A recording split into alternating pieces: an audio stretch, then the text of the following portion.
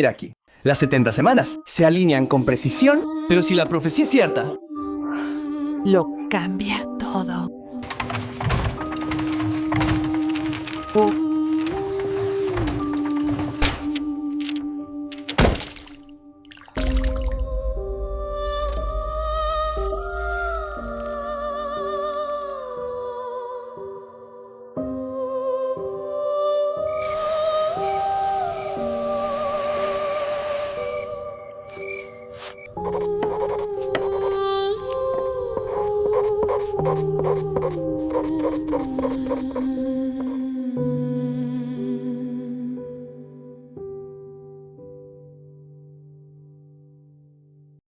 La Biblia no dice que vayas a la iglesia que te parezca correcta. En Apocalipsis 12:317, Dios identifica a su pueblo de los últimos días mediante dos marcas inconfundibles, medibles. La mayoría de las iglesias tienen. Algunas no tienen ninguna. Solo un grupo en la tierra tiene ambas. ¿Y lo que son esas dos marcas desafiará todo lo que creías saber sobre dónde adorabas? Muchas personas hoy en día creen que a Dios no le importa a qué iglesia asistas, que cada denominación es solo otro camino hacia el mismo destino. Pero la Biblia pinta un panorama muy diferente. En el libro de Apocalipsis 12, versículo 17, Dios identifica a un pueblo específico al final de los tiempos, que se les llama el remanente. Y no se definen por un edificio, un nombre o una tradición. Se definen por dos marcas inconfundibles. Guardan los mandamientos de Dios y dan testimonio de Jesucristo. Apocalipsis 12:17. Así como Dios tuvo a Israel en el Antiguo Testamento, un pueblo apartado para llevar su verdad a las naciones, tiene un pueblo en los últimos días que llevará su mensaje final al mundo. Hay una sola iglesia en el mundo que en este momento está en la brecha y levantando el cerco, reconstruyendo los antiguos lugares desolados. Esto no es arrogancia, es una carga. Dios no escogió a este pueblo porque fuera mejor que nadie. Los escogió porque alguien tenía que llevar la verdad que el resto del mundo había olvidado. ¿Y cuál es esta verdad que llevan? Levantan la ley pisoteada de Dios y presentan al mundo al Cordero de Dios que quita los pecados del mundo. Esa es la misión. La ley y el Cordero, la justicia y la misericordia, los mandamientos y la cruz. Dios tiene un pueblo distinto, una iglesia en la tierra que no tiene parangón, pero que es superior a todas en sus capacidades para enseñar la verdad y vindicar la ley de Dios. No porque el pueblo sea superior, sino porque la verdad que se le ha dado lo es. Entonces el dragón se llenó de ira contra la mujer y se fue a hacer guerra contra el resto de la descendencia de ella, los que guardan los mandamientos de Dios y tienen el testimonio de Jesucristo, Apocalipsis 12, así que... ¿Cuáles son estas marcas distintivas? La primera es lo que la Biblia llama el testimonio de Jesús. Apocalipsis 19:10 nos dice claramente el testimonio de Jesús. Es el espíritu de Prophecy Amba Airstains. Esto significa que la iglesia de Dios del tiempo del fin no se quedaría a la deriva en medio de la oscuridad de los últimos días. Dios levantaría una voz profética dentro de este movimiento para guiar, advertir y enseñar. A medida que se acerca el fin y se extiende la obra de dar la última advertencia al mundo, se vuelve más importante para aquellos que aceptan la verdad presente tener una comprensión clara de la naturaleza y la influencia de los testimonios. Ha vinculado con la obra del mensaje de los testimonios que Dios es de su mismo origen, desde su mismo origen. Pero este don profético no fue la única marca distintiva. A esta iglesia también se le dio un conjunto de verdades que la mayor parte del cristianismo había enterrado durante siglos. En 1844 ocurrió algo extraordinario. Un periodo profético en Daniel 8:14 llegó a su cumplimiento. Hasta dentro de 2300 días. Entonces el santuario será purificado. Este acontecimiento abrió los ojos de un pequeño grupo de creyentes a realidades que el mundo cristiano había olvidado hacía mucho tiempo. Vieron a través de las Escrituras que Dios tiene un templo en el cielo. Y dentro de ese templo está el arca de su testamento, que contiene su ley. Y el templo de Dios fue abierto en el cielo, y allí se vio en su templo el arca de su testamento. Apocalipsis 11:9. Y dentro de esa ley, brillando con inconfundible claridad, estaba el cuarto mandamiento, el séptimo día, el sábado. No el domingo, no un día escogido por la tradición humana, sino el día que Dios mismo apartó en la creación y escribió con su propio dedo en piedra. Junto a esto, redescubrieron que la Biblia no enseña que los muertos van inmediatamente al cielo o al infierno. Enseña que los muertos duermen hasta la resurrección. Tal como Jesús dijo de Lázaro en Juan 11, el sábado del cuarto mandamiento destelló sus fuertes rayos en el camino de aquellos que habían estado caminando en la oscuridad. La no inmortalidad de los malvados fue reconocida como un antiguo hito. No se trataba de nuevos inventos. Eran verdades antiguas, enterradas por siglos de tradición, que ahora volvían a la luz.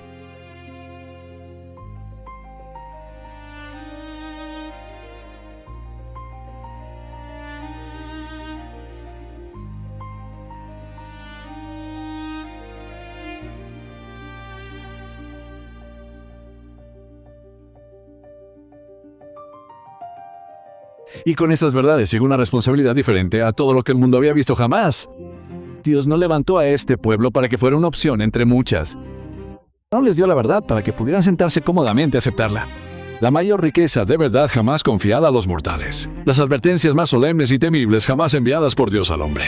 Les han sido encomendadas para que las transmitan al mundo. Piensa en esas palabras detenidamente. La mayor riqueza de verdad jamás confiada a los mortales. No es una afirmación pequeña. Es un peso que pesa sobre los hombros de cada persona que ha recibido este mensaje. En un sentido especial, este pueblo ha sido puesto en el mundo como centinelas y portadores de luz.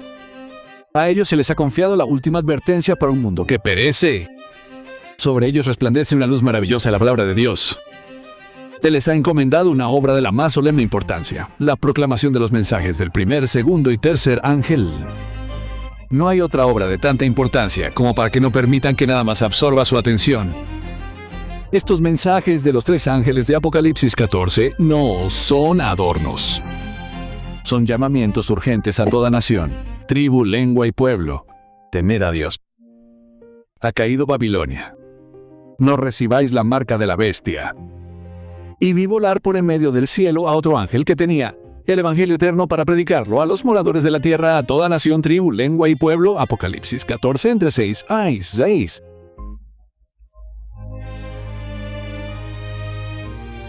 Pero un mensaje tan importante no puede ser llevado por individuos dispersos que actúen solos.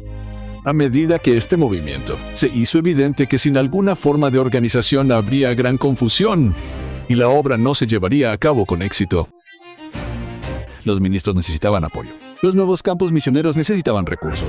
Las iglesias necesitaban protección contra los falsos maestros. La verdad debía publicarse y distribuirse por toda la tierra. La organización no fue una invención humana impuesta a un movimiento espiritual. Fue una necesidad divina. El sistema y el orden se manifiestan en todas las obras de Dios en todo el universo. El orden es la ley del cielo, y debería ser la ley del pueblo de Dios en la tierra. Aún así, ante el fin de los tiempos, algunos sostienen lo contrario. Dicen que los verdaderos creyentes deberían romper con la religión organizada, actuar de forma independiente y seguir sus propias convicciones sin ninguna estructura ni rendición de cuentas. Esta idea suena espiritual, pero es una trampa. La voz profética habló directamente en contra. El Señor me ha instruido que en esta obra no existe tal cosa como que cada hombre sea independiente. Y, de nuevo, a medida que nos acercamos a la crisis final, en lugar de sentir que hay menos necesidad de orden y armonía en la acción, deberíamos ser más sistemáticos que aquí y allá. En una cultura donde muchos dicen, amo a Jesús, pero no necesito una iglesia, ¡ja! Este es un desafío directo. Un ejército disperso no puede luchar en una guerra coordinada. Y la guerra en la que estamos es la guerra más seria en la historia del universo. Pero aquí es donde la historia da un giro doloroso. Porque la misma iglesia que Dios levantó para llevar su mensaje final, comenzó a parecerse a los mismos sistemas de los que había salido. Los líderes en la sede de este movimiento comenzaron a ejercer una especie de poder que no tenía cabida entre el pueblo de Dios. Las iglesias debían reformarse. Se debían hacer reformas, porque la debilidad y la ceguera espirituales pesaban sobre las personas que habían sido bendecidas con gran luz y oportunidades y privilegios preciosos. Como reformadores habían salido de las iglesias denominacionales, pero ahora actuaban aparte de manera similar a como actuaban las iglesias. Lo mismo contra lo que habían protestado en otros, ahora lo estaban haciendo ellos mismos. Y la situación empeoró. Los hombres en posiciones de autoridad se aprovecharon injustamente de los que estaban bajo su jurisdicción. Estaban decididos a someter a las personas a sus condiciones. Gobernarían o arruinarían. El poder despótico que se ha desarrollado como si la posición hubiera convertido a los hombres en dioses, me da miedo. Y debería causar miedo. Es una maldición donde quiera y por quien quiera que se ejerza. Las decisiones que deberían haber sido tomadas localmente por personas que entendían la situación sobre el terreno se canalizaban a través de una única sede a miles de kilómetros de distancia. Los misioneros en países extranjeros tenían que esperar meses para obtener permiso para hacer lo que su propio juicio les decía que era correcto. La obra estaba siendo estrangulada por el control centralizado. Y entonces llegaron las palabras más devastadoras de todas. La voz profética, la misma voz que había guiado este movimiento desde sus inicios, declaró abiertamente: la voz de Battle Creek, que ha sido considerada como autoridad en el asesoramiento sobre cómo se debe hacer la obra, ya no es la voz de Dios. Y, de nuevo, han pasado algunos años desde que consideré la conferencia general como la voz de Dios. Estas no son las palabras de un extraño que critica a la iglesia. Estas son las palabras de alguien que amaba a esta iglesia más que a su vida misma, pero que no podía permanecer en silencio mientras la obra de Dios estaba siendo corrompida por el orgullo humano. Jesús mismo advirtió sobre esto. Sabéis que los gobernantes de las naciones se enseñorean de ellas y los que son grandes ejercen sobre ellas potestad. Mas entre vosotros no será así. Mateo 20:25.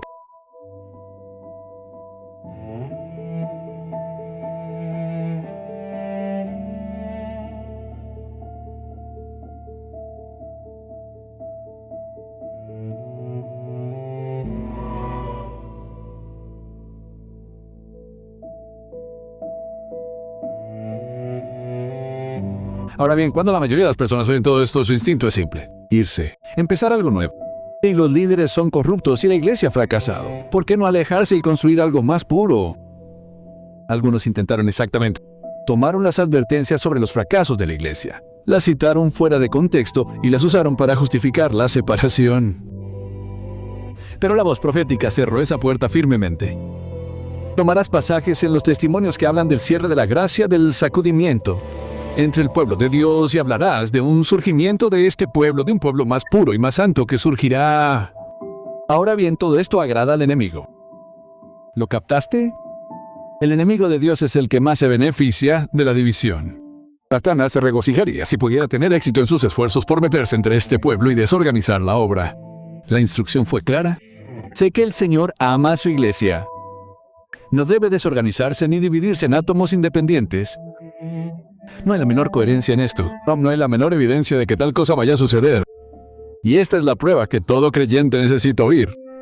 Cuando alguien se está apartando del cuerpo organizado del pueblo de los mandamientos de Dios, cuando comienza a pesar a la iglesia en su balanza humana y comienza a pronunciar juicio contra ellos, entonces puede saber que Dios no lo está guiando. Va por el camino equivocado. Esta es una de las verdades más duras de toda la Biblia. Dios no abandona a su iglesia cuando falla. La corrige, la confronta, la disciplina, pero no la reemplaza. Y eso es exactamente lo que Dios. En 1901, en una sesión de la Conferencia General, la voz profética se presentó ante los líderes reunidos y exigió nada menos que una reorganización completa. Queremos comenzar desde los cimientos y construir sobre un principio diferente. Debe haber más de 1, 2 o 3 hombres para considerar todo el vasto campo. La obra es grande y no hay una mente humana que pueda planificar la obra que debe hacerse. El llamado fue a la descentralización, al liderazgo compartido, a la toma de decisiones regionales, a poner fin al poder real que había ahogado la vida de la obra de Dios. Dios no ha puesto ningún poder real en nuestras filas para controlar esta o aquella rama de la obra. La obra se ha visto muy restringida por los esfuerzos por controlarla en cada línea. Debe haber una renovación, una reorganización. Deben aportarse el poder y la fortaleza necesarios a los comités. Se crearon nuevas conferencias, se crearon uniones regionales. Se distribuyó la toma de decisiones para que los líderes sobre el terreno pudieran actuar sin esperar meses para obtener el permiso de una sede distante. No es necesario viajar miles de kilómetros para pedir consejo y luego tener que esperar semanas para obtener una respuesta. Los que están en el terreno deben decidir qué se debe hacer. Esperaba. Los líderes escucharon. Se produjo la reorganización y la voz profética se quedó asombrada. Nunca me he sorprendido tanto en mi vida como por el giro que han tomado las cosas en esta reunión. Esta no es nuestra obra. Dios la ha provocado. Los ángeles de Dios habían estado caminando entre los delegados. Los ángeles de Dios han estado caminando arriba y abajo en esta congregación. Quiero que cada uno de ustedes recuerde esto. Y quiero que recuerden también que Dios ha dicho que sanará las heridas de su pueblo. La reforma estructural tuvo éxito. Dios intervino y dio la vuelta al barco. Pero el reavivamiento espiritual completo no llegó. No del todo. En una visión dada poco después, la voz profética vio lo que podría haber sido una escena de profunda confesión, sincero arrepentimiento y el derramamiento del Espíritu Santo. Regocijo como nunca antes se había escuchado en el tabernáculo. Y entonces la visión terminó. Y vinieron las palabras. Esto podría haber sido. El Señor estaba esperando hacer todo esto por su pueblo. Todo el cielo estaba esperando ser misericordioso. La estructura estaba arreglada. Los corazones no. No completamente. Todavía. Y ese es el asunto pendiente que persigue a la Iglesia de Dios hasta el día de hoy.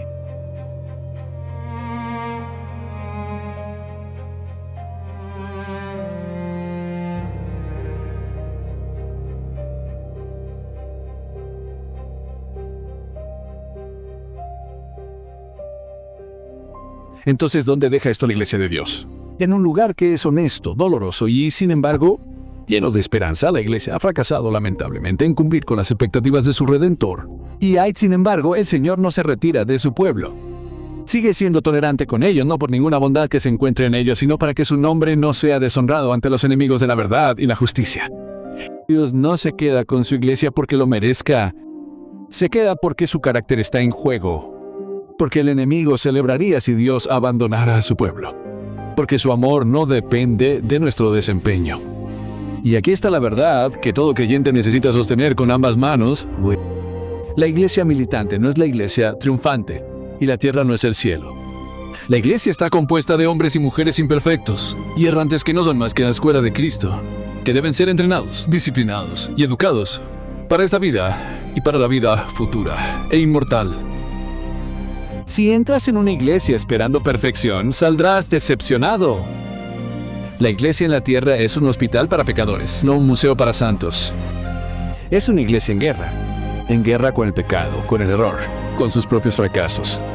Esperar que se parezca a la iglesia en el cielo es como esperar que un soldado en medio de la batalla se parezca a un soldado en un desfile de la victoria. Y, sin embargo, no hay necesidad de dudar ni de temer que la obra no tenga éxito. Dios está a la cabeza de la obra y pondrá todo en orden. Si es necesario ajustar las cosas a la cabeza de la obra, Dios se encargará de ello y trabajará para corregir todo error. Tengamos fe en que Dios llevará el noble barco que lleva al pueblo de Dios sano y salvo a puerto. La iglesia, por débil y defectuosa que sea, es el único objeto en la tierra al que Cristo le otorga su suprema consideración. Él la está vigilando constantemente con solicitud y la está fortaleciendo por su Espíritu Santo, estando confiado de esto mismo, que el que comenzó en vosotros la buena obra la perfeccionará hasta el día de Jesucristo. Filipenses 1:6. Pero la paciencia de Dios no es un permiso para permanecer cómodo. No es una licencia para seguir fracasando y suponer que todo saldrá bien.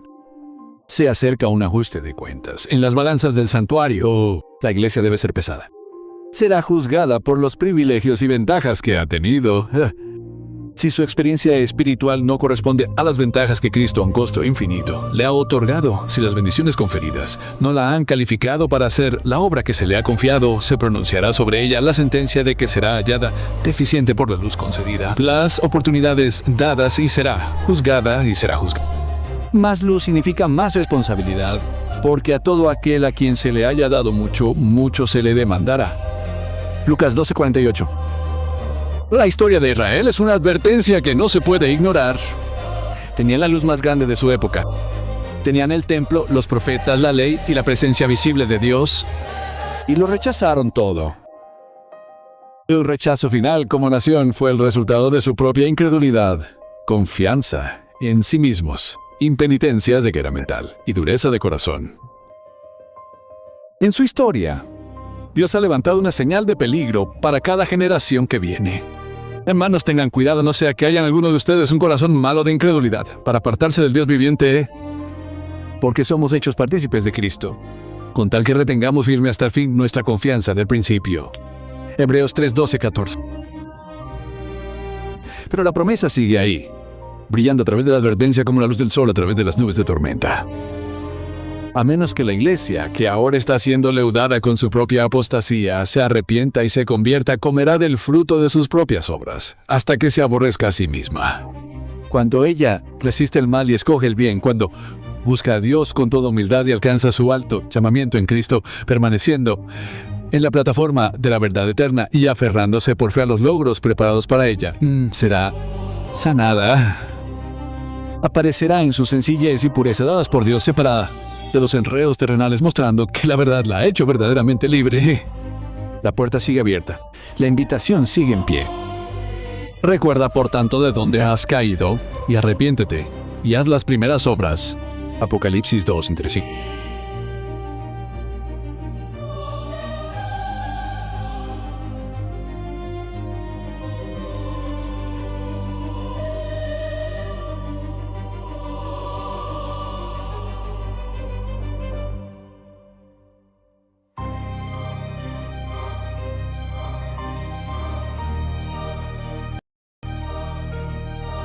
La historia no termina en fracaso. Nunca termina con Dios. La obra está a punto de terminar. Los miembros de la iglesia militante han demostrado ser fieles, se convertirán en la iglesia triunfante. Todo creyente que permanece en la lucha, que se niega a abandonar la verdad, incluso cuando la iglesia que lo rodea es imperfecta, que guarda los mandamientos de Dios y sostiene el testimonio de Jesús incluso cuando le cuesta todo, cruzará de este campo de batalla a la victoria eterna, a la victoria. Las tonterías de Satanás nunca triunfarán. La victoria acompañará el mensaje del tercer ángel. Como capitán del ejército del Señor derribó los muros de Jericó. Así también triunfará el pueblo que guarda los mandamientos del Señor, y todos los elementos opuestos serán derrotados. La pregunta nunca ha sido si la iglesia de Dios triunfará. Lo hará.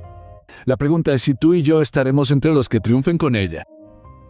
La vida de Cristo fue una vida cargada de un mensaje divino del amor de Dios, y anhelaba intensamente impartir este amor a otros en gran medida.